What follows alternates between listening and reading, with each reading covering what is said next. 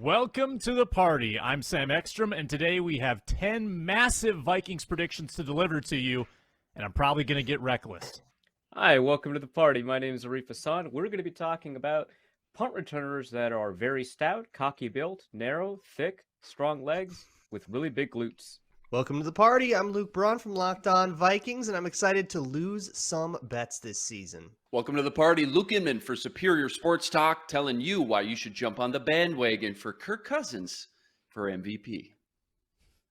It's the Minnesota football party. Locked On Sports Minnesota Podcasts. It's endless Minnesota Vikings talk with the diverse voices of your local experts. It's time for the Minnesota football party. It's your guys hanging out talking next-level Vikings football. So join in with the Athletics' Arif Hasan, Locked On Vikings' Luke Braun, Superior Sports Talk's Luke Inman, and Vikings insider Sam Ekstrom, plus the biggest names in Minnesota football for the Minnesota football party. And it starts now.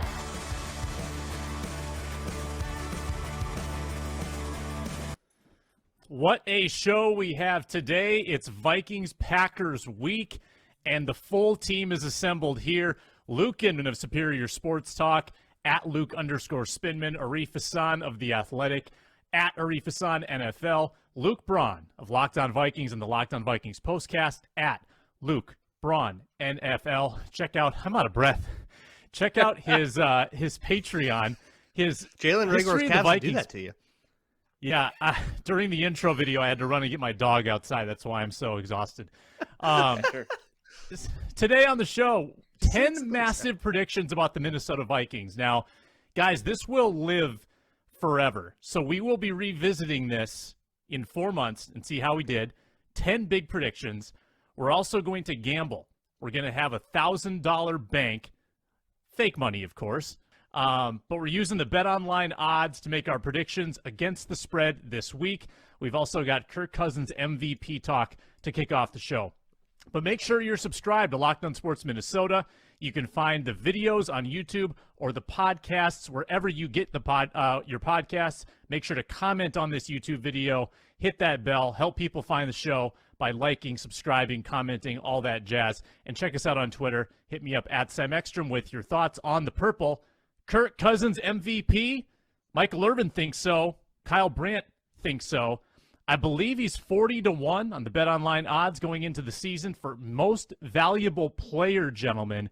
Luke Inman, you teased it in your intro. You want to get us on the bandwagon. Make your case. Kirk Cousins MVP this season? Well, I love all the love and spotlight Kirk's getting all of a sudden. I'm going to play devil's advocate first. The obstacle he's going to have to work around when it comes to winning this award is almost having too much talent around him, most valuable players. So what does the team look like with him and without him? And how big's the drop-off? Obviously, the bigger drop-off, the more value they're going to add. When Aaron Rodgers won the MVP the last 2 seasons, everyone said, well, look, he's only got one elite weapon in Devontae Adams. He's raising the play of everyone around him. When Peyton Manning won all those MVPs, it was partly because you knew if he wasn't in the game, they might not win a single game all season. And that almost happened the year he got hurt in 2011. I think they went 1-15. With Kirk, I think there's so much talent and supporting cast with J.J. Thielen, Osborne, Cook, Irv, all that. It's hard for him to win the MVP, hence why he's at 40-1. Great value if you like it. But what's the path need to look like? Unfortunately, I think actually you'd have to almost lose a guy or two like a J.J. and or Thielen and or Cook for some chunks of time during the season and still play at a high level, still put up the big stats, and most importantly, obviously, still find a way to win those big games, because that's the kind of recipe you need to win this award. Is it true that a wide receiver's never won? Is that correct? Well, I mean, if Cooper Kupp didn't win it last year after winning the Triple Crown, I think Megatron was the closest. Going back to that almost 2,000-yard season, he didn't win it. So, yeah, I think you're right, Sam. I don't think a receiver has ever won it, no. Peterson was the last non-QB to win it. Here's the data that I'm looking at. I think it's fairly straightforward. The last 9 MVPs are all quarterbacks. All of them except one won 12 or more games. And almost all of them had 35 or more touchdowns except for Brady in 2017. And they had 10 or fewer interceptions. I mean, the path is fairly clear. Kirk's got to win a dozen games or more, and he's probably got to get that touchdown total between 35 and 40, interceptions 10 or below. I think that's the formula. If you look at what Matt Ryan did, Aaron Rodgers has done it 3 times in the last 10 years. Peyton Manning was absurd, 55 touchdowns. But, he can't go the Lamar Jackson or Cam Newton route because he's not mobile. But I think that there is a formula that, voters will latch onto, and especially Kirk, who hasn't reached that level yet. Novelty always wins. Like, if someone is doing something beyond what they've done in the past for a good team, typically that's enough to get you the award. Arif Hasan, your thoughts? Yeah, I think, obviously the award generally goes to elite quarterbacks because they're most likely to put up elite performances. But when you look at the winners who have had some questions surrounding them, like Lamar Jackson, like Cam Newton, that year they had always kind of resolved those questions. I believe both Lamar Jackson and Cam Newton led the league in those respective years in game-winning drives, and I know both of them led the league in touchdown passing percentage. Both of them had questions surrounding their ability to throw the ball. Lamar Jackson finished that year with over 8 adjusted net yards per attempt. Cam Newton finished that year ranked 6th in adjusted net yards per attempt. I think both of those are indications that they were able to kind of overcome the biggest questions surrounding their career, whether or not they had, in Cam Newton's case, the leadership to, create game-winning drives, whether or not they had the ability, like in Lamar Jackson's case, to actually pass the ball efficiently. And I think for Kirk Cousins' case, he's going to have to overcome the biggest questions surrounding him, before he can enter kind of the halls of the elite, because he's not Aaron Rodgers. He's not Peyton Manning. He has something to prove to demonstrate that he gets to be, one of those named people. And I think that he's going to have to lead multiple game-winning drives, which he did do last year, in all fairness. And he's going to have to demonstrate that he can win in big moments. I think that that's kind of, it's in some ways the MVP is kind of an unfair standard because, in addition to judging you against the other quarterbacks, generally quarterbacks around the league, you're being judged against your own faults, right? And so once you have the ability to kind of overcome that, especially in big moments with a national spotlight, say, hey, in 2 weeks against Philadelphia on Monday night, then you can begin to generate that conversation. And of course, like you said, you need to win a lot of games along the way. Luke Braun, you hammering that 40-1? I will not be. But if you want to see it, it's game-winning drives, like Arif said. It has to be, like, MVP is fundamentally a subjective award, like, determined subjectively. So even if he outperforms all of his, like, statistical categories and all that, it's still going to come down, whether or not it should, to moments throughout the season where you're going to have to, I want to see Kirk Cousins throw game-winning touchdown against Philly on Monday night, right? That kind of thing is going to get weighted, maybe more than it should, but that's going to be what matters. And also, you kind of have to win those games. You have to pull those things off if you want to win a dozen games, and like rip off all those good stats. But he'll have to outperform everything he's done, and that's what we've been sold. If you listen to Kevin O'Connell, is that he will, because I'm here and I can fix him. And if you can pull that off and get him to play better situational football, the thing that's been holding him back for a decade, then, you can start to talk about it. But it is going to take something that we have not seen before at a clip we haven't seen before. Yeah. Comment on the video on YouTube whether you think Kirk has an MVP chance. Hit us up on Twitter. Because Kirk now has this forward-thinking head coach, offensive-minded head coach, and he has all these weapons, like, will this finally be the definitive year, Luke Inman, where we actually know what Kirk Cousins is? Because the excuses are gone at this point. If he cannot elevate his play, I guess, will that, like, bring the Kirk apologists down a notch if, with everything really good around him, if he can't deliver any more than he has? Well, I think the Kirk apologists will always find a way in there. Well, it's the first year of a new system. It's complicated, a lot of verbiage. Yeah. Give him another year, right? But, as long as everybody's healthy, you're right. There's so much talent around this team. And at this point in his career, too, where he's at, we know at this point, it's not like he's just going to flip a switch and all of a sudden magically just drastically improve things like, pocket awareness or mobility, arm strength, things like that. We know where he's at. So I think you're right. There'll always be a few, naysayers in that say, well, hey, his left tackle was out 6 games and that really hurt. whatever. I think this will be kind of the do or die year for sure. And then obviously you look at his contract coming up too as well. They're going to have to make a big decision based off the play this year. And obviously we'll find out what he does. But yeah, huge year for sure for Kirk Cousins. Yep. Yeah, Arif, there was always a stat that my old colleague and I, Matthew Collar, talked about, and that was QBR fluctuation. Like, the best quarterbacks are 14 games out of 17 or 15 out of 17. They're giving you a great chance to win. Whereas Kirk Cousins would have so many games like with a QBR below 50 where he really was giving you no chance to win, and that was happening all too frequently. And people get caught up in the bottom line. What were his stats for the season? Oh, they were really good. But if you look at how he got there, he often left you with really impossible situations along the way. So I think a huge key, in addition to those big moments, game-winning drives, is just delivering like a level of consistency where you're going to be in every game and you're not going to be played out of it by your quarterback. Yeah, I know that this is something that Collar's talked a lot about. And just to clarify, when you say QBR, it's clearly referring to ESPN's total QBR 0 to 100 system, not the passer rating system that a lot of people use, where below 50 would be catastrophic instead of below average. Yeah, I just wanted to make that clear that that's what you're talking about. You like fell down on every snap. Yeah. Yeah, exactly. Right. So I think that that's interesting. I know when I was talking to Matthew a couple of times in the past, just, conversations that we'll have, during games or on the way to pressers or something like that, one thing that he'd harp on is that Kirk would generate, these really, remarkable stats against weak opponents and not do it against strong opponents. Last year was such an interesting contrast to that, because I think against, opponents with a winning record, something along those lines, he actually had like an adjusted net yards per attempt in the top 5, and then against opponents where they were below 500, his either his QBR or his adjusted net yards per attempt or something was like 22nd in the NFL. It was very weird. It was actually against the bad opponents that he played so poorly last year. And if the Vikings had been consistent, and assuming, consistent in a good way, right? Consistent, somewhat near their ceiling, they probably would have won 13, 14 games. It was really remarkable how good the Vikings could be at their best last year.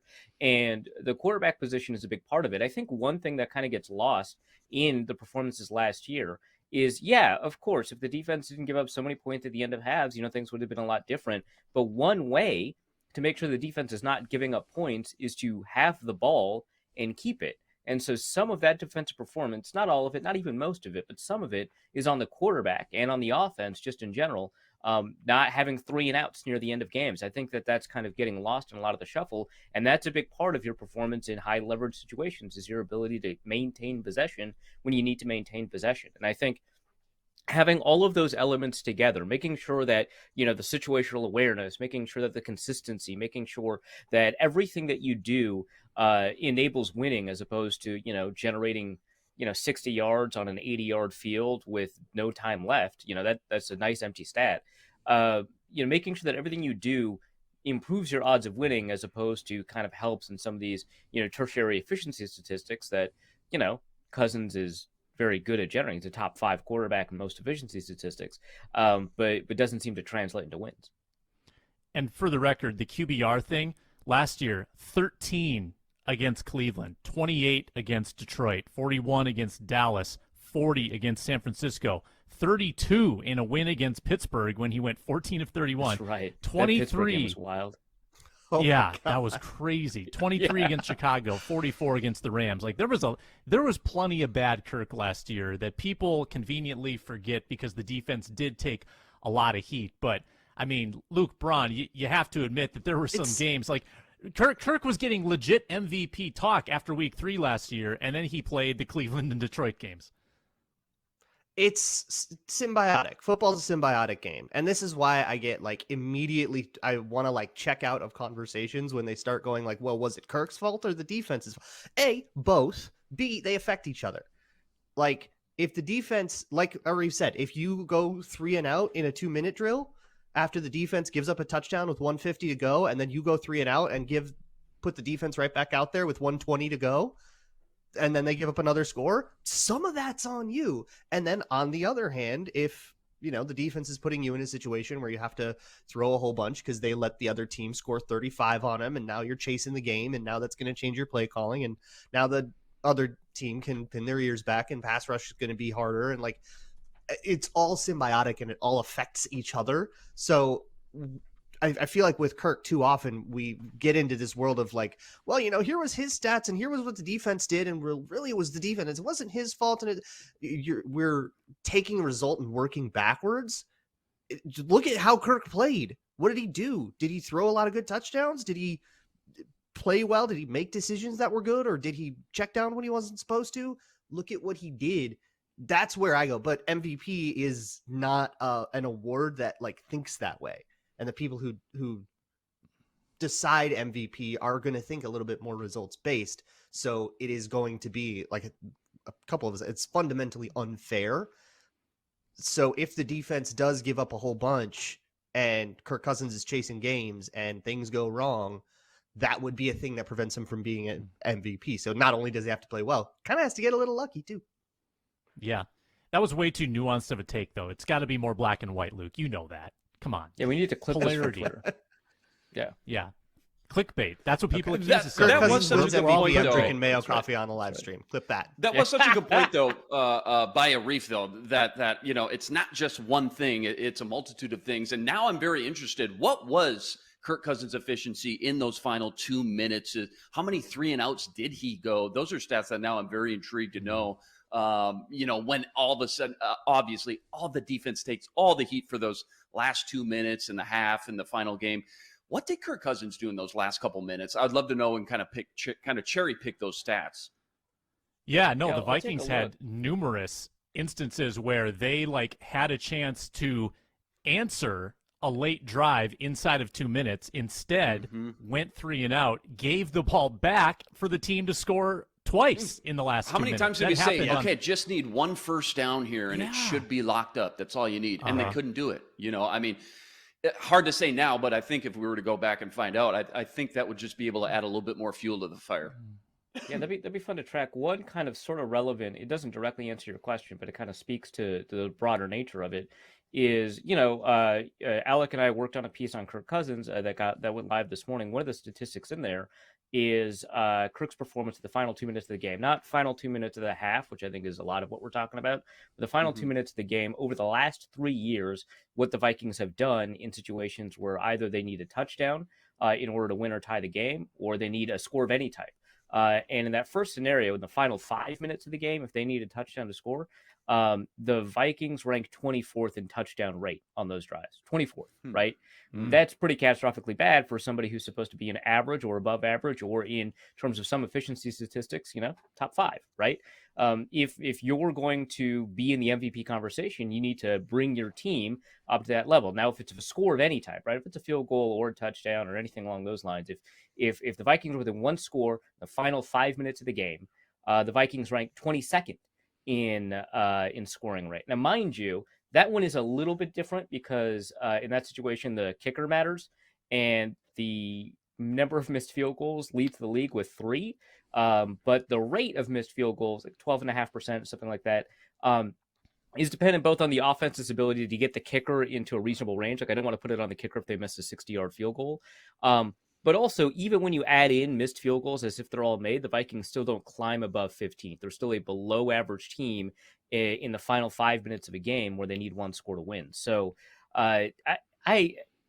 it's very frustrating to have these kinds of conversations about somebody that, in some of these games, like Kirk against Green Bay last year was phenomenal, right? In some of these games, there's just some really excellent performances. There's something to tap into, especially, against Green Bay. Dalvin Cook hasn't been able to do very much running the ball, right? And so it became incumbent upon Kirk to score those points, and he did, right? Really fantastic stuff. So it becomes really frustrating when you do have the final moments in the game and he can't do it. And what's really interesting, what's really funny, is that this doesn't translate into overtime. As soon as the clock winds to 0 and they get into overtime, he's effective again, right? He's a really effective overtime quarterback because the situation is now back to what it is in the first quarter, where he's also, generally speaking, an effective quarterback. So a really kind of bizarre scenario.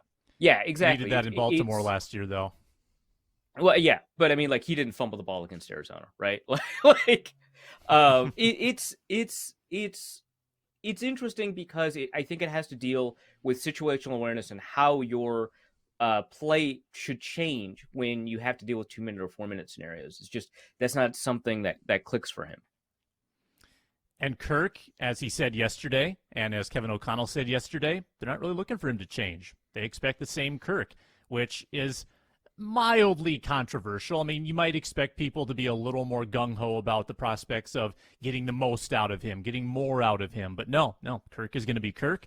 Kirk is okay being Kirk, and the Vikings are okay with Kirk being Kirk.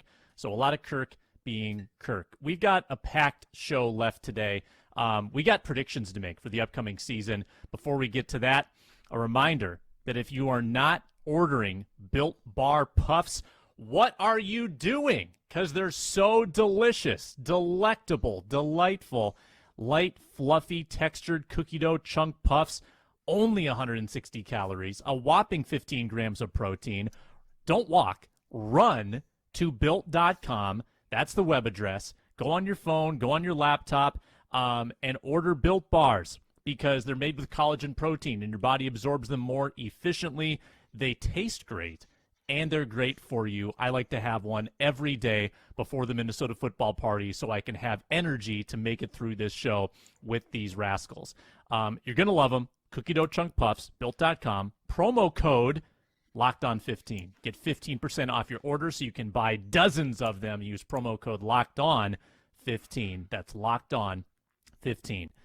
I've got 10 categories here, guys, where we are going to predict aspects of the Minnesota Vikings season. There's 4 of us, so we cannot linger too long, but I would encourage a brief explanation, if you have it, of your pick. We will revisit this in about 4 months and see how we did. Our guy, Matt DeBrit's back in the studio. He can pull the audio. We'll have some clips of what we said. And this can be really fun because you see how far off you were or how you nailed it. So let's start with where we just talked. Kirk Cousins, game-winning drives. How many will he have? We'll go around the horn if you're watching on YouTube, and that begins with Luke Inman. Somebody's got to remind me. How many did Kirk Cousins have last season? 4. 3 or 4. 4 last year. 4. 3 fourth quarter comebacks, 4 game-winning drives. Okay, 3 comebacks, 4 game-winning drives. Okay, I think obviously you have to think about the defensive situation. How many opportunities is he going to have to actually lead this team come back? I'm going to go with 4 again. I'm going to say 4. All right. For me, I think one element of why he had, quote unquote, so many game-winning drives last year, a quarter of the season, is because of how many close games they were in. I believe 14. They tied the 2015 Ravens for the most close games ever in an NFL season. I don't think that's going to happen again, and those close games are what enable game-winning drive opportunities. Now, mind you, his rate of game-winning drives was still low. I think it will maintain that same kind of rate. I think he'll have 2. I'll go with 3. Ron. I'll just put myself right in the middle there. Yeah, I'm going to go 3 as well. I think it's a step down from last year, but not a huge step. I think he's probably more efficient in those situations, but he'll have fewer of those opportunities. All right. That was nice and tidy, gentlemen. Let's go Dalvin Cook rushing yards and continue going around the horn. Luke. I'm going to go with 1,100. Dalvin averages, 11.3 games in his career per season. Obviously, rookie season, he played 3.5 games. So that lowers that average a bit. But typically he does miss 2 to 3 to 4, maybe games-ish a season. I still think he's going to be very efficient when he's in there, but keeping in mind that, he may be dinged up for 2 or 3 games. I think it could be even higher, but I'm going to go with 1,108 rushing yards in 2022. Go ahead. Vault me, Sam. Play this back to me at the end of the season when I nail it. 1,108. I love the specificity. I think that I think that it is overstated how many games Dalvin Cook will miss, but I'm going to end up with a very similar prediction to Luke. I'm just going to go off of my fantasy article over The Athletic, kind of trying to predict who the Vikings players or how the Vikings players will do. I think the issue for him is he's have fewer opportunities to run the ball because it's an offense that runs the ball less and might give it to more ball carriers. So I think he's going to go from 20 or a little bit over 20 carries a game over the last 2 years to something like 18. So for me, my prediction ended up being, I'm going to be even more specific than Luke, 1,169.8 yards. Woo! I love it. So, and to Arif's point, I agree. I think he does have less attempts this year. I just think they're more efficient. I think he's going to see less stacked boxes. I think they set up the run by, passing first and things like that. But I do agree with you. I think he does have less touches per game than he did last season. So is 1169 was your prediction, or 1170? 0.8. Your 0.8, 1169. Okay, that is important to note. All right, Luke Braun. All right, so I'm thinking like something like 82 a game. Sounds about fair. Sounds about like in the same range as everybody else is in. Say he misses 3 games, 14 times 82, that'd be 1148. I'll go with that. Wow, We're all right all there. very similarly thinking. So this was my Be bold, calculation. Sam. Be bold. I figured 225 as the number of carries, which is a reduction at increased efficiency, so 4.9 per carry. That arrives at 1102. So I know it feels like I just prices righted you, Luke Inman. I'm sorry about that. But It's going to be tough. if it goes below 1100, because we're not necessarily, it's okay if you go over in this game. So if he's under 1100, Luke Inman wins. So you're actually in a pretty good spot. Justin Jefferson receiving yards. Luke I didn't Inman. play this right. Boy, I got to look ahead here. Are we going to do receptions as well? No, we're just doing receiving yards. Okay. I'm going to say 1688. And I know Cooper Kupp, I mean, what a season. 191 targets, 145 catches, 1,947 yards.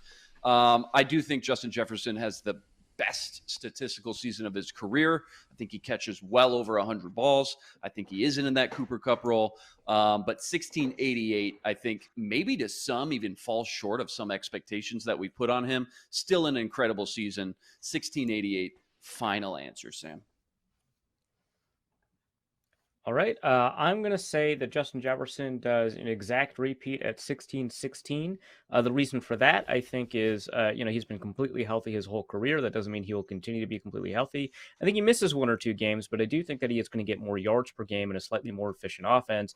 That's going to throw him a little bit further downfield. So more receptions per game, more yards per game, more yards per reception, maybe a couple fewer games. So I'm going to go 16-16. Nice.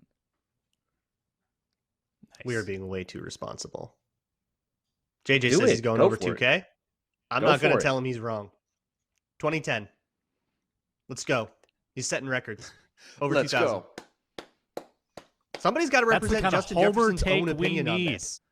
You know, it's one thing that doesn't get talked about enough with the Cooper Kupp season. He did play all 17 games. I mean, Arif's right. If JJ misses even just 1 or 2 games, so hard to reach kind of the stats that we're, everybody, even nationally, is expecting from JJ at this point. Obviously, hope he does it, but really tough to play 17 games. He's done it the last 2 years, so I'm going to assume he No, you're does it right. again. Mm-hmm. I'm going to add 1 catch per game from last year, which might be modest, but I think 125 as your total is still a pretty good total. Yes, At not 15 bad. yards per reception, I'm going 18.75. League leader Boy. in receiving. 18.75. JJ. All right, Adam Thielen Tds. He's been a touchdown monster. How many does he have this year, Luke? Even when he misses, 3 to 4 games, tweaks his ankle, rolls that ankle, maybe in London, something like that, he's still going to get 12 TDs this year, Sam. I mean, he's a red zone Are you machine. insulting Nobody the scored. field quality in London? Is the grass going to be Tottenham? slippery? No, absolutely not. No, I would never. I would never. Besides Devontae Adams, nobody scored more red zone touchdowns as a receiver than Adam Thielen in the last 2 years. You're right. I expect that to keep up, even in a little bit different role here, different offensive scheme. I still think he ends up with 12 touchdowns. Yeah, I think that his yardage total will remain somewhat limited, and generally speaking, receivers produce about 1 touchdown for every 100 yards. But that's general, right? I don't think that's Adam Thielen. I think that the Vikings recognize him specifically as a red zone weapon. Whether or not they're right, they're going to treat him that way, which means he's going to get targets in the red zone. I think that he'll be able to beat regression once again. I think that he's going to maybe not 12. I'm going to go with 10. Touchdowns because he's going to miss a couple of games here and there, and the Vikings are going to have more receivers available to them in the red zone. But 10 for me is the prediction. BetOnline's over-under for Adam Thielen has gone down in touchdowns. It's 7 now. It's probably because of things I've What written. do they know? Insider info. They probably are. Well, neither Luke nor Arif projected anything for they basically did the optimistic thing of what if he misses half the season? So I'm gonna go with 7. Because I do still think even if he misses half the season, he can still like have a couple of games where he gets 2 touchdowns and like bring it back. But I'm gonna go with the over under just to zig while everybody else is zagging. Go with 7. He's going chalk. I think that's definitely possible, Luke, because of the Irv Smith effect in the red zone, Jefferson in the red zone, Osborne vulturing, maybe being a little more effective running the ball in the red zone, which they were not last year. I want to do this because I want to thread the needle and make the most difficult prediction to win, and I'm going to go 11 because I have to hit it on the nose, and I feel pretty good about it. So right in between Luke and Arif. Luke, you're hoping for a low, Luke Braun, I should say. You need it below 9 for you to win. Luke Inman, you need 12 or more. I'm emotionally hedging against an Adam Thielen injury. Luke Braun did turn to me at training camp practice. He said, Thielen, he looks a tick slower, but you know what? I could still see him putting up some 3-catch, 3-touchdown type of games just because he's still that guy down in the red zone for sure. For sure. Luke Danielle Hunter his predictions. And a ticked off Za'Darius Smith always come out on top. Combined sacks this season. If you want to weigh in on the Za'Darius Smith versus the Green Bay Packers brouhaha, feel free to do so as you give your prediction, Luke. I'm going to go with, this one's tough, right? I mean, you got 2 different elements. I'm going to go with 28.5, 14 and a half each, something like that. I don't know exactly. We know Ed Donatel's defense, 3-4 defense. Za'Darius has been in a 3-4 before. I don't know exactly how they're going to use Hunter. Maybe you guys have a better idea of how they're moving him around over the A-gap on the edge. Is there going to be some hand in the dirt situation? Is he going to drop back in coverage a little bit more? I don't know, but I got to think at the end of the day, they're going to pin these guys' ear back, especially on 3rd and long, and just have them get in the backfield when healthy. That's the big thing. Knock on wood. Hunter's 16 games, the last 2 years outside of last year. So 2019, 2020, 14 and a half sacks. So that seems about right. And Za'Darius, we know what he can do when he's healthy as well. So if they stay healthy, I don't even need him to stay 17 game healthy. If they just give me 14, 15 games, I think they can reach that 28 sack level. To me, I think the issue is I don't know that Za'Darius Smith is as high a sack guy going forward as he was during his peak season. If you take a look at his healthy, full-time, non-peak playing seasons, he was a 60 pressure guy as opposed to a 100 pressure guy he was in 2019. So I'm gonna take Luke's prediction and keep Danielle Hunter's basically 14.5, 15, and ratchet down, maybe even cut in half Za'Darius Smith. I'm gonna say 23 sacks between the two of them. Once again, the over-under is way below this, at least for Danielle Hunter. BetOnline has him at 11 sacks right now. Yeah. And I think with Fangio-style defenses, with his Donatel defense, it might spread the wealth a little bit more, too. I could see the team generating a bunch of sacks, but seeing random rotational players getting a greater share of them just because of the way things move around and the way offenses will react to that. So I might go Von with Miller, famous for not getting 20. sacks. Yeah. Yeah, some props on Danielle Hunter. 20. Danielle Hunter, 40-1 defensive player of the year. That might be okay. Defensive player of the year. I think what you're looking at, comeback player of the year. 66. Oh, okay. So wait, his comeback player of the year. His comeback of the year 66-1. His defensive player of the year is what was it? 40-1, and I just think that's because. I think comeback player of the year, he's just maybe not as, he wasn't down enough. Right. Like if it had been last year where he missed the whole season. Can you name some other comeback of the year candidates just so I get some context of who he's competing with? Well, like Derrick Henry, C-Mac. I mean, those are all offensive guys. Is it separate? No, comeback is anybody. No. Yeah, Derrick Henry, I think, was the leader, right? C-Mac was in there. Juju Smith-Schuster was a long shot. God, the Juju Smith-Schuster one, that one's tough for me. I don't know. It just feels like we don't have as many options. Because Teddy couldn't win it because the Alex Smith story was just way too compelling, right? There was a lot of competitors that year. And But some years, like Phillip Rivers came back from being a bad quarterback to win comeback player of the year, right? So yeah. Your odds-on favorite is Christian McCaffrey. Yeah, McCaffrey to me is probably the only one that like strikes out as an obvious one. Yeah, All right. McCaffrey just stays healthy. He wins that, I think, for sure. 4 out of 5 times, for sure. What's next? The correct answer on the sacks, by the way, is going to be 22.5. Za'Darius will have 9 of them, and 6 will come against Green Bay. Because he's mad. Mad. I don't. This feels, and this is an early party foul. Za'Darius speaks to the media 3 days ago, and completely downplays that there's any rivalry whatsoever.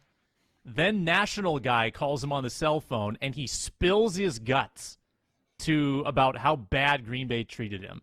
Party foul on Za'Darius for not giving us the real story, but I love that there's some rivalry here. It's great. Whenever there are former players that are ticked off, whether it's justified or not, like when Everson Griffin got mad at Mike Zimmer for calling him a good player instead of a great player.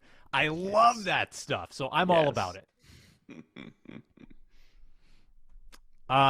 We got 5 more. Greg Joseph. Field goals inside of 2 minutes left. What will be his accuracy? What out of what in those situations? This is your chance to predict a cataclysmic special teams meltdown, Luke. Yeah, I would love to know, again, what he did last year just to have something to go off of. I got to imagine, though, just top of my head, that you're going to be in that situation once every 2, maybe 3 games at most, so call it 2.5. So I'm going to say there's about 6 to 8 attempts. I'm going to say he goes 5 for 7 in those situations. I just don't know that there are going to be as many situations where you've got game-winning field goals on the line. I mentioned that I thought that there was going to be fewer opportunities for Kirk Cousins in the game-winning drive segment. He went, 2-4 last year. I think that he'll maybe only have 3 of those opportunities. I think he's going to nail 2 of them. So I'm going to go 2 of 3, or 66%, right? Because we want the field goal percentage. So I'll go, 2/3. Well, and I just want to clarify, it's not necessarily game winning. It's just if he kicks a field goal inside of 2 minutes left, right? Is that correct? That's what it sounded like. I did not clarify in the category, so Luke read it correctly. I might have been thinking that, like it was a high leverage kick, and it doesn't have to be go ahead kick. Like a big kick would be you're up by 7 and you need to make it to go up by 10, like the Gary Anderson situation. That would be a big kick. So I'll go with Luke Inman's interpretation. Of course. Okay. Yeah, I've never heard that name before. You mean Morton Never Anderson? heard of her. I remember him kicking a couple. Alec Lewis hasn't heard Great of it. guy. Oh, we love Great you, guy. Alex. Please come back on the show. Nice guy. It's made game-winning kicks, or is it like blank out of blank? Blank out of blank. 4 out of 6, I guess. I don't have a great frame of reference for this one, so I'm going to just throw out a number and move on. Yeah, I thought of it like Arif. I thought about 3 opportunities, and maybe that's low, but I just think that Matt Daniels had the kiss of death when he said it was going to be Greg Joseph's greatest year ever, and the guy never misses. Are you going to goose egg him? I'm going to go 1 of 3. He'll make Do one. it. Okay. Do it. You only think beat the Lions. You only think he's going You to have have like a 3 65-yarder in kicks? there, like desperation before you go to overtime. Like there could be weird stuff in there. It's true. They did say they wanted to give him longer kick opportunities. Anything is possible. I just feel, okay.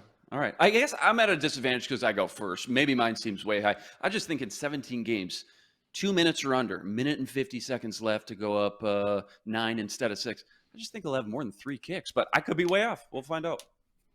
We will find out. And I don't really know either, Luke. I don't know what the number was last year. This is a sad one. Week 1 starters that get injured and lost for the season. Jesus. Give me a Dark, number. man. Dark. Oh, Yeah. well, they hired that getting morbid.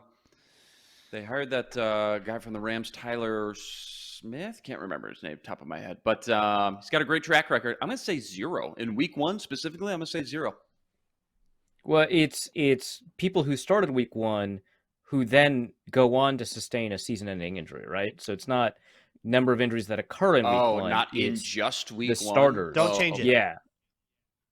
Just keep it. Don't change it. Don't change 0. it. I think we turn the wasn't the Madden, correct we turn the answer, injuries off. Yeah. The correct answer would have been 1 last year, Daniil, because Everson was not a starter, even though he kind of was in spirit. But I think it was 1. Well, what's injured for the season Right, then? because if Irv they get Smith hurt doesn't week count, right? This Because is he week wasn't a 16 week concussion. 12 Right. or week 16. I mean, that's kind of tough. We'll, I thought it was we'll week hash that 1 out. We'll hash that specifically. out at the end of the season and whether or not it felt like a season-ending injury. Fair enough. That'll That be makes a good 3-minute Perfect. debate down the road. Yeah. Yeah, Mhm. I am sure I will be very reasonable. whichever and one will makes argue in a Arif way that feel does the not most benefit right me. will be- Yeah, Mhm. right. I don't know what you're talking about. So yeah, because Irv Smith wouldn't have counted last year, right? Because it was right before week 1. If I'm remembering the timelines correctly. So I'm going to go with 3. The Vikings have had it too good for too long. They're going to have a couple of starters hurt. I'm not going to go ahead and predict who that is because it's going to make me look smarter in the end when we play this back. So I'm going to say it's going to be 3. They've got some random old heads on the team. They've got some injury concerns throughout. And then I am excited to debate what that means in about 19 weeks, gentlemen. In the interest of spirited debate in 19 weeks, I'm going to pick a number that's 1 away from Arif, and it's either 2 or 4. I guess I'll go with 2. Jeez. Oh, you're going down. I'll go with 2. As long as it's good content.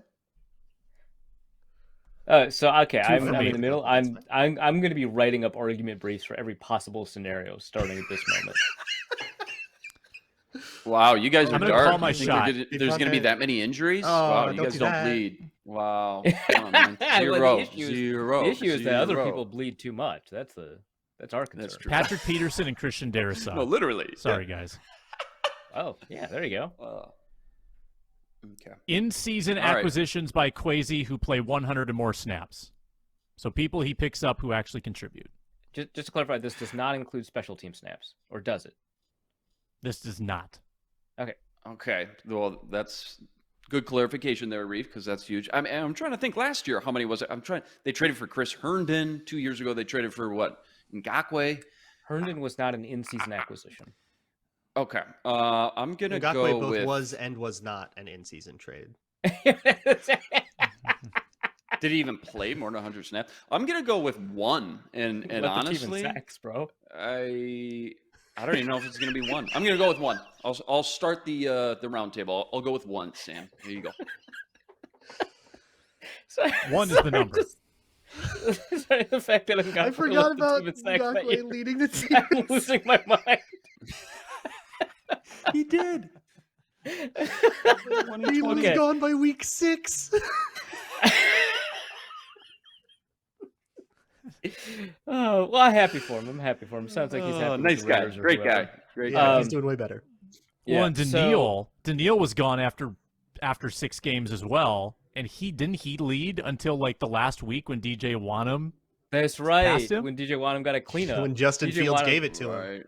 Yeah. One of his many DJ cleanup Wanham sacks. Just doing Daniil dirty in every possible way for 2 consecutive Okay, so- years. Okay. Unless you already looked it up, don't spoil it. Yannick had 5 sacks, led the team. Who was second on the team? It's probably Odenabo, some I'm defensive guessing. tackle. Right. Basically a defensive tackle. Kendricks? Sam got it. Fetty. Eric Odenabo? Wilson Yeah, third Fetty. with 3. Hilarious. Eric Wilson, Yeah. With Yeah. a 3. special team Wilson. What a safety at year. linebacker. Oh my god. 122 tackles, 8 tackles for loss. Led the team in tackles for loss and quarterback hits. All right. My prediction is that because there's not enough cap space to make trades, you're not going to trade for anybody who's worth anything. My prediction is 0. Yeah, I wanted to go 0, but okay, fair enough. 100 snaps is a lot. I don't really see any situations where you have an injury and you have such bad depth that you have to go get like a full-time starter via trade or something like that. his Unless depth it's is some pretty kind of bad. emergency like Kirk Cousins or something. Like the depth is bad, but you're going to play the bad player. It's not so bad you're going to go get an Yeah. acquisition. So I too am going with 0.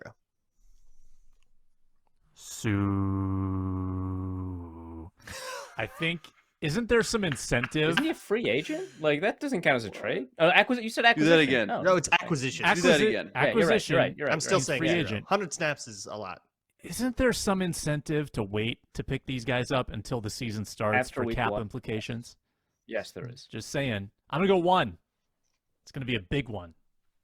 I think it has Do to I do have with intel? like Get money guaranteed for that. money, though. I don't think it like changes the cap number. I think it's just guaranteed money. It changes guaranteed money, which maybe, but Right, yeah, but like whatever. That's why they cut like Brett Jones and then signed him right after week 1, like 2 years ago. All right, we got 2 more. Win-loss record, granddaddy, and we've also got a bonus prediction where you can literally predict anything you want. Win-loss, Luke Inman. Let's I'm gonna go. Go 17. Yeah, you know it. Calm down. Relax. Shut the fire off, Sam. Take it easy. Let the dog out. Go for a walk. Maybe let the dog walk you, Sam. Holy smokes. What's going on at the Ekstroms, man? Put down the Built Bars, bro. That's enough. Remember what the doctor said, dude. That's enough. Here's the thing. It's funny because the over-under started at 8.5. I think it's now moved to 9, or if not 9.5. Still going to punch the over. I'm going to go 10-7. I think they're a much better team than they were last year, even though they were in so many close games. They obviously weren't bad of a team. They just couldn't close these games out. My worry is, and Luke Brown's pointed this out before, these first 4 games, man, are tough, and they could easily start 2-2, if not 1-3. I still think they put up double-digit wins. 10-7. Final answer. All right. I think that they fundamentally to me are a 10-win team as well, but I just want it to be slightly different than Luke's. So I'm going to go actually up, not down, because I did say 10 wins. I'm going to go 10-6-1. And that tie is going to screw them beautifully somehow. Like if they had gone 11-6, they would have had they would have won the division, but 10-6-1 they don't. Okay, please, we need a bonus prediction. Who's the tie against? Patriots on Thanksgiving? Ruin our Thanksgiving? Oh gosh. I think the tie has to be just embarrassing. I'm going to go with the Lions. Love it. Usually it's a division team. Teams know each other so well. Okay, that makes sense. I like it. All right. Plus the Lions just have this monstrously good set of offensive defensive lines. Perfect to me. Kirk Cousins' 500 energy is just more powerful than any of us. 8-1, the ties against the Bears. You guys are sick. You guys are sick. How dare you? I would like to dedicate my prediction to a wonderful person who was in my mentions last night. I want to dedicate this prediction to @JackViking, who said the following last night on my Twitter. Vikings need some homers like the Bears and Packers. CHGO pod picking Bears to win between 9 and 11 games. Pack-a-day pod picking Packers to blow out Vikings Sunday. All we have is PA, and he's barely picking over the Vegas win total. We get 90% media who don't like the QB. Well, guess what, Jack Viking? 12-5. 12-5. Get it. Love it. We're doing this. That's it? Unbeaten at Come on, home. dude. 12-5. I'm with Luke on this one. Take that. Doesn't bleed. Doesn't Need bleed. some homers. There's a ring at the doorbell. Guest of honor, Ron Johnson, joins us just in time to make his Minnesota Vikings season win-loss prediction. Ron, we just went around the horn. You probably saw me get upset there. I'm going 12-5. Luke Braun's going 8-1. So we've got some optimists. We've got some pessimists. Let me put you on the spot right away. What are you thinking for the Vikings win-loss? Man. I've gone back and forth. I'm going to say, honestly, I'm still sticking to my 10 or 11 wins. I think it's going to be a tough – it was tough early, and it's gotten tougher. You look at the Saints. You look at the Eagles. I don't know if it's me watching social media too much, but Jameis Winston, his confidence is giving me confidence in him. Like, he has thrown for 5,000 yards. He has – yes, he threw for 30 touchdowns, 30 interceptions, but he threw for 5,000 yards in the season. So, and they had only lost one game when he was healthy with the Saints. So, Jarvis Landry, you add the Honey Badger. The Saints aren't as easy as we thought. You look at the Eagles; they got better with A.J. Brown.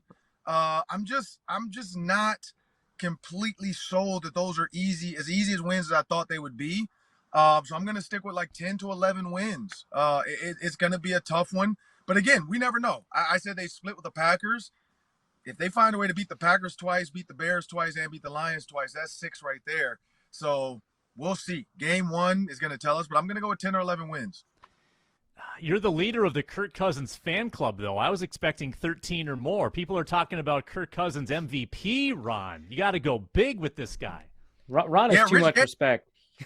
Rich Gannon won the MVP too. He won 11 games that year, even though it was a 16-game season. They were 5. He won MVP. They had a great playoff run.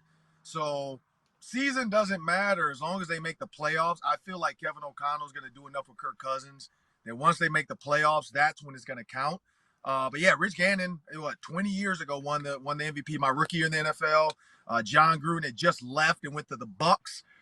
Bill Callahan came in for the Raiders. I was at that Super Bowl, Raiders Bucks, and yeah, Rich Gannon didn't do enough to win it, but he did enough that season for people to feel like, you know what, this guy, he's a little old, a little long in the tooth, but he can be an MVP. And so I think, because Kyle Brandt tried to say it with Game Day or whatever, Good Morning Football, and he was wrong. He said John Gruden was the coach. That was not the coach. But where he was right was right coach, right offense, right system, and right quarterback. And I think that's where Kirk Cousins is right now. He has the right coach, he has the right system, and he is the right quarterback. So I'm looking forward to what they can do. But yeah, they win 11 games, they get in the playoffs. Hey, now they're playing with house money. And it's anybody's game in the playoffs. So that's where I think the key is. We'll go around the horn here, hit you with some questions, but a reminder, check out today's Ron Johnson show with Cam Bynum, Vikings starting safety. Ooh. Talks about Marshawn Lynch practicing with Cal in Australia. Super interesting. He's got a lot of good stories on that show. Check it out on YouTube or wherever you get your podcasts. Luke Inman, what do you got? Hey, Ron, it seems like all offseason, training camp, OTAs, preseason teams, they got all their focus and energy on just getting better as a team, right? Learning the new playbook, nuances of a new system, the verbiage, hashtag chemistry, all that stuff.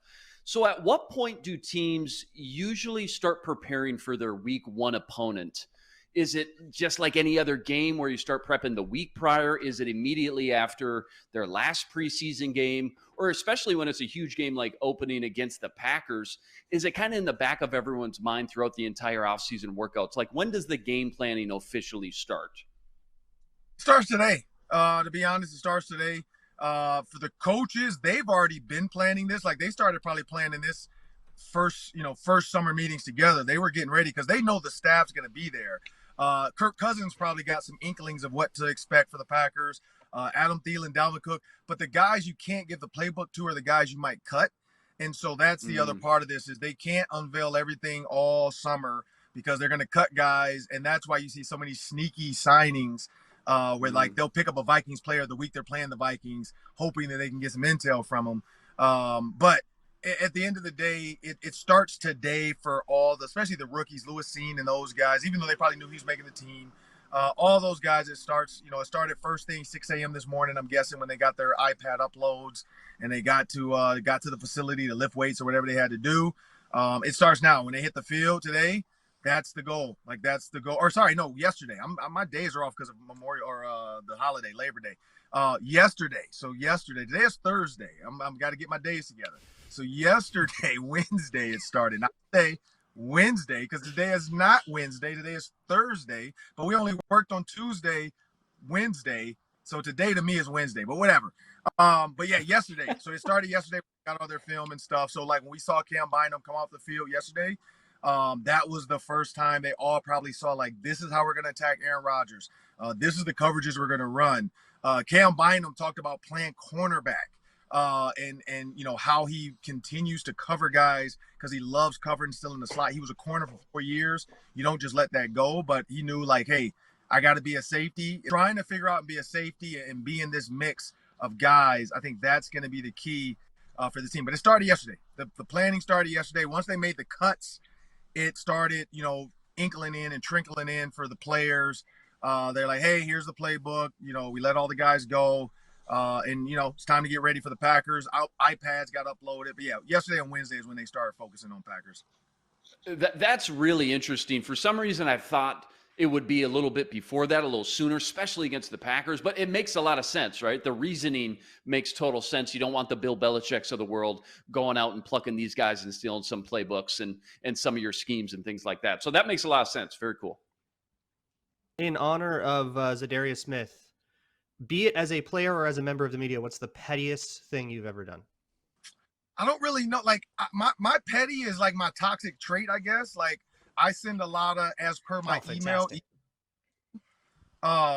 So that's I always do that. Like I'm big on the like per my email. Like when they ask me the same question I already answered, I'm a big per my I've learned though, like with my wife, I can't do that anymore because she's sensitive. But yeah, no, but I do internally, like when she does something and I know, like I've already told her this, I internalize it. I don't externalize it because then she gets mad.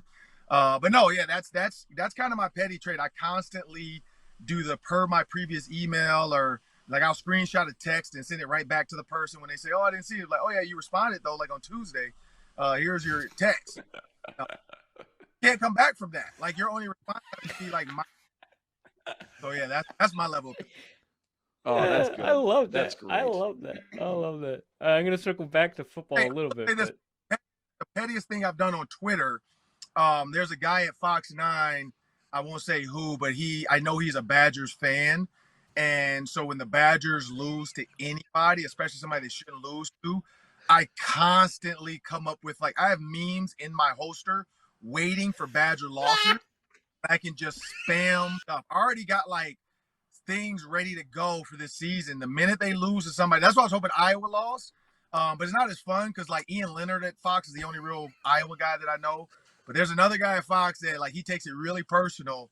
That whenever we clown the Badgers, like he gets upset. Like I went on Fox one day and I asked the GM, could I do it? And on the national show before, I forgot who they're about to play, but before Reggie Bush and them took over, I basically kept saying the Badgers suck. Like I was like, they suck. The coach sucks. Like I'm sick of this. And he sent me a message like, that's so unprofessional. And then I just sent him a text screen from the GM saying, hey, yep, feel free to say the Badgers suck. So yeah, that's my level of petty though with the Badgers though. I love that one. That's good. That's good. I'm not going to top that with my question. My question's very like cut and dry football, but I actually does kind of relate to Cameron Bynum a little bit. I'm really excited about his potential level of play. I'm really excited this opportunity gets to start. I'm glad that the Vikings didn't just hand the job off and that Cameron Bynum was able to win it. But I do have concerns about Lewis Cine, and I want to know when we should be concerned, right? And I'm not saying week 1 is when we should be. I just want to know what time we hit that button, especially if the Vikings don't actually implement that many 3 safety looks like we expected them to do. If he doesn't see the field, at what point should we be like, I don't know, is that pick going to work out? Well, he's athletically gifted. His size, he's gonna contribute on special teams. He's gonna play. The plays he made in the preseason look really good. This is the thing about Cam Bynum, though. Just because you draft a guy in the first round doesn't mean it's his job. And I think that's where we get thrown off sometimes. We assume a first rounder should have the job. I think we got caught in that with Laquan Treadwell. I think if we had just taken Laquan Treadwell at face value of he's going to be a good number 3, I don't think we would have seen, I don't think we would have had the same feelings towards him as we did. But when you look at Lewis Cine, I think the biggest note to remember is Ed Reed didn't start right away. I mean, again, I think eventually by like play 4 or 5 in the first game, he was the starting safety. But Ed Reed went through the whole preseason and everything as the number 2 safety. Eventually, he earned it, like in the first game. But that not to say he's going to be a Pro Bowler like Ed Reed, but some teams don't just throw rookies in there if they don't feel like they're really ready to go. And you have a guy like Cam Bynum who's actually really good. Don't sacrifice his production just because you drafted a guy, knowing that, hey, we're going to have this guy for a couple of years. Hey, let's work him in when we can. I think what we're going to see, though, in some dime packages, because we know Aaron Rodgers is going to go 4 wide. I have a feeling we're going to see Cam Bynum come cover in the slot because he still can play corner, made comments about wanting to cover to the field. So I wouldn't be surprised to see Lewis Cine come in with Harrison Smith as the safeties and then Cam Bynum drop down in the dime with Chandon Sullivan on the other side. And then you got Dantzler and then Patrick Peterson as your kind of 6 DB look. So, don't be surprised about that. All right, Ron, amazing stuff. I got one more for you here. We talked about this in the Bynum interview. Today is the 20-year anniversary of your first NFL reception and NFL touchdown. What was your celebration when you scored? Oh, it was trash. It was something. It was the Harlem Shake. So I think the first one I did was a Harlem Shake, and it was so trashy because I didn't know how much time I had. I didn't want to get a flag. So I kind of did it like real quick. I did the Harlem Shake and not the like TikTok Harlem Shake where everybody freezes and then does something stupid. It was the actual legit P. Diddy Harlem Shake from him and Mace in the video with I forgot the name of their group. But then it kind of evolved. Just imagine it's 30 degrees outside and your pants get wet, your jeans get wet. How would you walk? You would have like a straight leg walk so your jeans aren't touching your legs. Even though that doesn't work nowadays because kids are wearing skinny jeans, so it doesn't matter. But back in the day, we wore baggy jeans. And so if your jeans got wet, you had to walk straight legged. So it kind of became the straight leg. I call it the wet pants dance because like your legs don't move. But I mean, your legs don't bend, but you're still kind of moving. And we called it the wet pants. Yeah, it was trash. It was a trashy dance.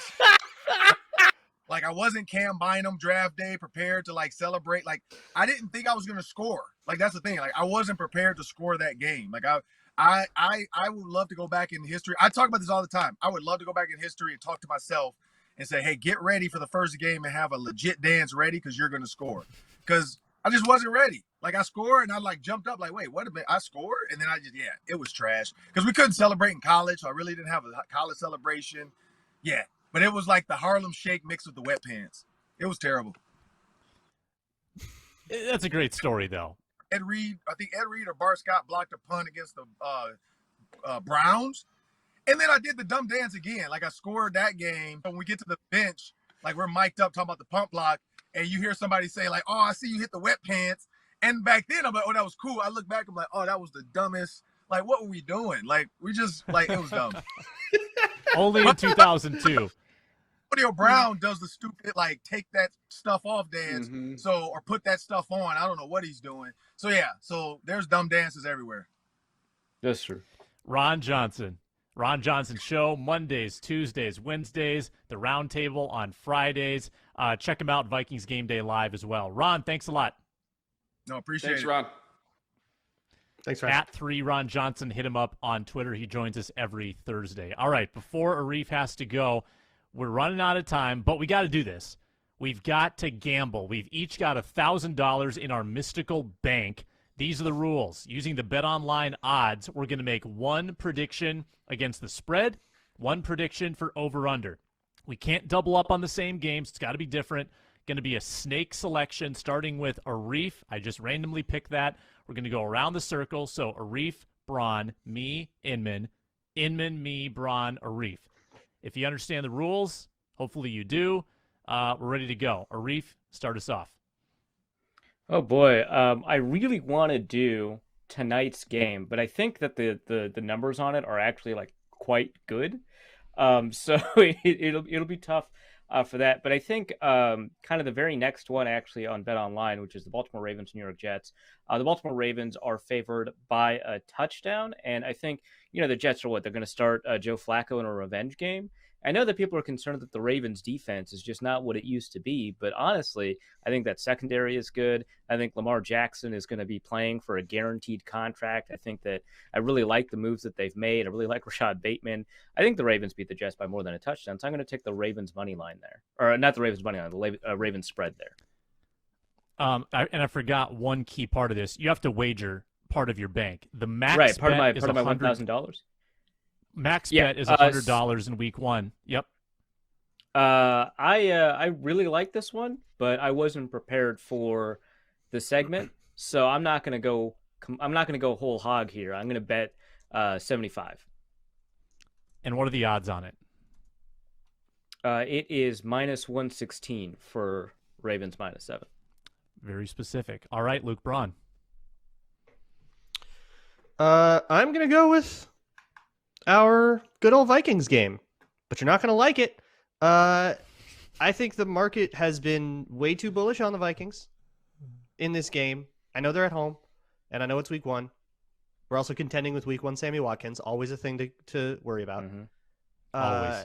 And I think the market has overreacted to some of the health issues that the Green Bay Packers are having, with Allen Lazard maybe out, with a couple of linemen out. Right now, the line is Packers -1. Like, I don't think this isn't even a game at all. So I am going to put $100 max bet on Packers -1 at -113. Minus 113. All right, I was going to go with the Ravens -7. Can't do that anymore, so I'm going to move on to the Baker Mayfield revenge game. I love all the revenge angles. So much fun. Yeah, you do. Yeah, I just think that I'm a believer in karma. I think the Browns are going to lose, and I think Baker is going to win at home in his Panthers debut. I think that, you know, the Browns don't have exactly stellar quarterback play themselves, so I'm going to go Panthers -1 at -125 for 50.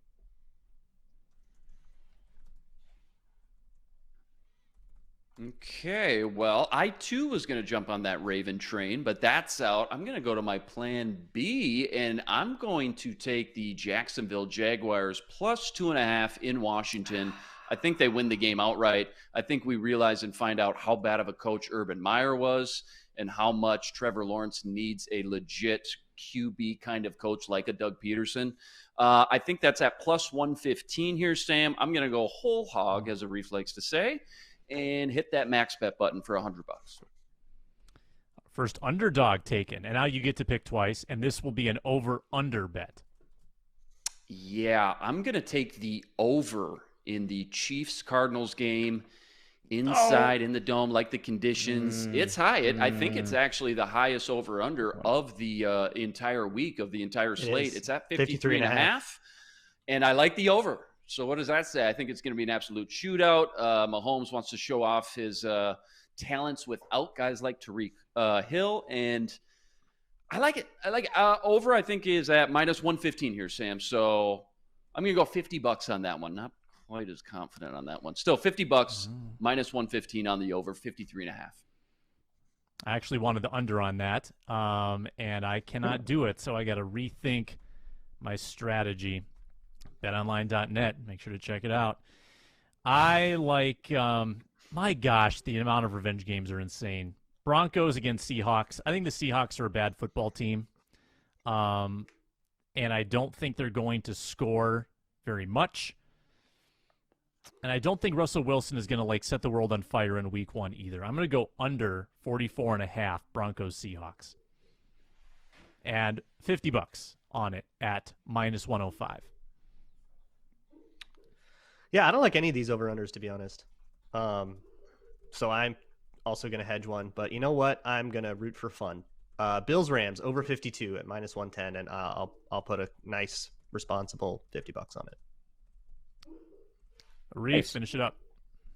I don't like either of these offenses. I think that both of these defenses have something going for them, so I'm actually kind of surprised that the over-under isn't on the low range. Now, we've got some extremely low over-unders on the board. I know the 49ers-Bears, for example, over-unders 40, which is wild. Yeah. But this one's at 48.5. Eagles-Lions, 48.5. That is weird to me. They know something I don't, or they're wrong, more likely the first, but I'm still going to put $50 on the under there. I just don't. Everyone is in on Jalen Hurts. I'm not. I need to see it first. And so you got Hurts, you got Goff, you got 48 points. I don't know how. And the odds on that? Oh, yeah. The odds are -105 on the under. -105. That's a wrap. We will update every week. We'll have our predictions every week toward the end of the show, starting with 1,000. And we got to come up with the loser punishment. So comment on the YouTube video or hit us up on Twitter at Sam Ekstrom, at Luke_Spinman. Loser punishment for the last place finisher. Luke, did you ever come up with a loser punishment for your other league? A bunch of good stuff got flung out there. Enlist in the Army was a good one. I really thought about that for a while. No, seriously. What ended up happening, I ended up making a fun little music video about our video compilation. I got some cameos in there. You know that website Cameo. You got some celebrities and people like that basically trash and burn whoever you want. I ended up making it about our commish, who we always kind of make fun of, and it ended up turning out really good. Honestly, I think I got off pretty easy, to be honest, all things considering. That's funny. Party fouls to finish. I was going to go with Z Smith for his misleading press conference with us, but I will also it's fun to just roast the Twins right now, so I'll do it. Tommy Watkins, third base coach yesterday. What are you doing? I know Luke Inman knows because he's following the team day to day. Brutal. Just a brutal send against the Yankees in the 11th inning. Still pains me to think 11th about it. inning? What happened? Oh, my gosh. Yeah, Oh, so boy. runner on second, nobody out, base hit. Runner was clearly not going to score. You've got the meat of your order coming up, so you could have had first and third with nobody out. They sent the runner, tagged out at home, ruined the inning, and the Twins lose for the millionth time in Against New the York Yankees. in the last Yeah. 20 years. Aaron I'm Gleeman. excited. I Al understood every Newman. word that you said. Need to bring back Al Newman. Come on, man. I'm actually going to stick with the Twins. I saw that. I think it was the Geek. Aaron Gleeman tweeted it out. Twins winning percentage against the Yankees, 39 and 116 since 2002. We're talking 20 Yeah, I saw years. All three managers, Gardy, Molitor, Rocco, horrible winning percentage, sub 300 winning percentages. You can't even win 3 out of 10 games against the Yankees for the last 20 years. Absolutely insane. I don't even know how you do that. I love the small market versus big market kind of case, but it's 2022 now. Come on, that's over, right? Like, that's not a thing anymore, is it? Party foul. Unfathomable, honestly. Party Party fouls. Love Gleeman's stats. That's fantastic. My Love party the geek. foul is on the Steelers for trusting what they saw from Mitch Trubisky in the preseason and naming him their starter for the year. I know that they're comfortable with rookie starters. That's what Ben Roethlisberger was. And so I know that this is something that they can do. They choose not to. So either the party foul is making the wrong choice here or turning Kenny Pickett into a first-round draft pick when he cannot even beat out Mitch Trubisky. So my party foul is on the franchise that will refuse to throw left for the next couple of games. I think they get blown out by Cincy. I think week 2, you see Kenny Pickett. Apparently that throwing left is an Anthony Richardson problem, too, the Florida quarterback. There's another one. Yeah. You've been looking he's for your fun. sequel. He's I'm fun, the so sequel. excited. 2.0.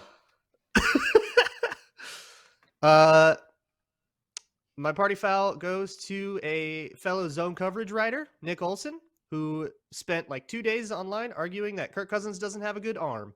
You're killing me, dude. He way overthought it, and I'm going to call you out. Mostly because see I the just like Ruiz? roasting Nick. Do you see the Ruiz rankings? It looks like Nick I believe Nicholson that and was Steven what Ruiz started are it. aligned here. Oh my gosh. Okay. That was an amazing, like, just project that the Ringer put together graphically. I love when the Ringer does big projects. Oh yeah, they know how to do it. I thought, I mean, the rankings, like, pre-snap acumen, pretty arbitrary. Don't know if I buy into Trevor Lawrence being above Kirk, but I love the effort put into that project. Check it out at theringer.com. Also, check out Locked On Sports Minnesota. Subscribe on YouTube. Get all the videos. Leave comments. Like and subscribe, please, wherever you get your podcasts as well. Luke Inman, Superior Sports Talk, at Luke_Spinman. Arif Hasan, The Athletic, at Arif Hasan NFL. Luke Braun, Locked On Vikings Postcast, at Luke Braun NFL. And I'm Sam Ekstrom, at Sam Ekstrom. Threw a lot at you there. Minnesota Football Party, Mondays and Thursdays. Enjoy the game on Sunday. We'll talk to you next week.